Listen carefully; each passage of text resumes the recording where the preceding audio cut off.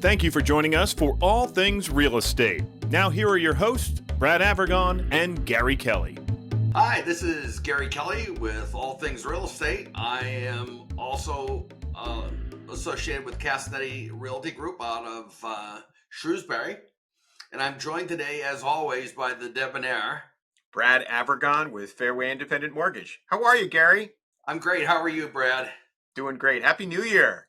Happy New Year. Happy Hanukkah. Happy Merry Christmas. Happy Kwanzaa. Happy Festivus for the rest of us. The holidays are over and it's back to work. That's it. 2024. Here we come.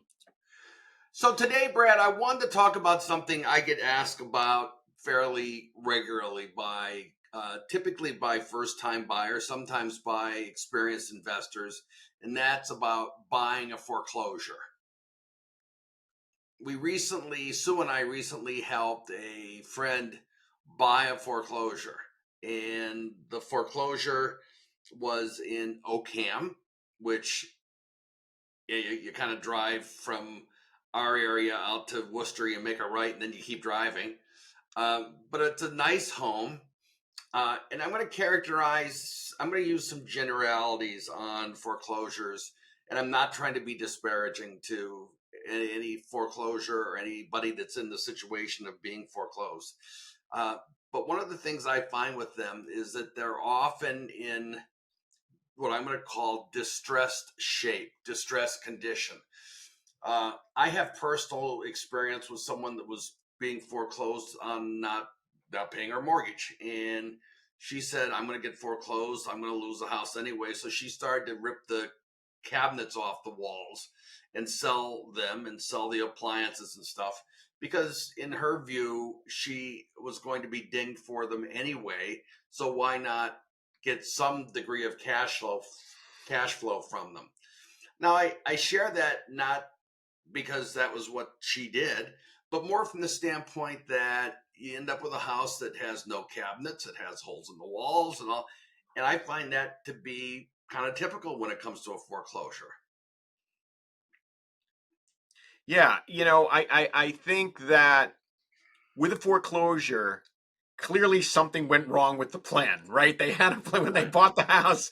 They didn't have the plan. Hey, let's buy the house and go into foreclosure, because foreclosures, there are a number of things that are happening. First of all, when somebody gets foreclosed upon, it precludes them from buying another property for 7 years, using regular guidelines, mortgage guidelines. So, that's not something that somebody takes lightly. The second thing is, when they bought the home, typically they put some sort of down payment down. They put some sort of equity into the property, and hopefully they get some sort of appreciation. Typically what happens, though, is that something went wrong, either income-wise, they maybe lost their jobs, or something happened that was, I'm going to call it cataclysmic. And it just derailed the whole plan. And so they find themselves, scrambling to stay in the property as long as they can, because they need a place to live. Right. And, unfortunately, sometimes they'll, if the smartest thing they could do would be contact a realtor and see if they can, number one, sell it and recoup any equity if they can. The second smartest thing would be to contact the lender and see if they can sell it as a short sale, which still involves a realtor. But a lot of times what happens, Brad, huh? Help define a short sale for our viewers and listeners. I'm sorry, am I speaking in banker's jargon? Yeah, so all of a sudden your propeller came out. It was spinning up there. So a short sale is where the current owner wants to sell a property, but they owe more than the property's worth.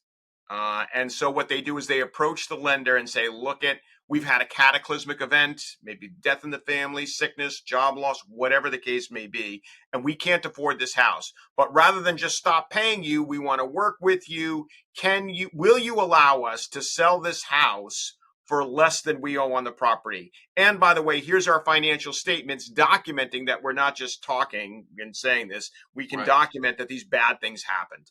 And the bank will try to work with you because they don't want to go through a foreclosure. And I'll explain that in a minute why. But they would much rather work with you, try to work on the short sale with you, and get the property sold. And at that point, once they say yes, we'll work with you, the seller can approach a realtor like yourself and Sue and say, we'd like to list this property. It will be a short sale, but we'll make the house as beautiful as we can. We'll keep it as beautiful as we can. We'll keep it in good shape so that the house can sell. Right? It's attractive. It's an attractive home. What happens in foreclosures oftentimes is the seller will kind of have this cataclysmic event and bury their head in the sand and say, let's stop paying the mortgage, because that's what happens. They stop paying the mortgage payment, and maybe sometimes it's by necessity. So they have to have medical bills or whatever the case may be. And the bank begins a process. Usually they'll reach out to the seller. It's nothing that catches the seller by surprise. They'll reach out to the sellers numerous times and try to say, hey, what's going on? What, we noticed you haven't paid us in 30, 60, 90 days. But after 90 days, they understand that there's something major. And they'll start a process, a legal process of using the mortgage to claim the property and basically foreclose on it, take control and ownership of that property, so it can be resold to somebody else. And there's and where in that process does it pop onto Zillow as a pre-foreclosure?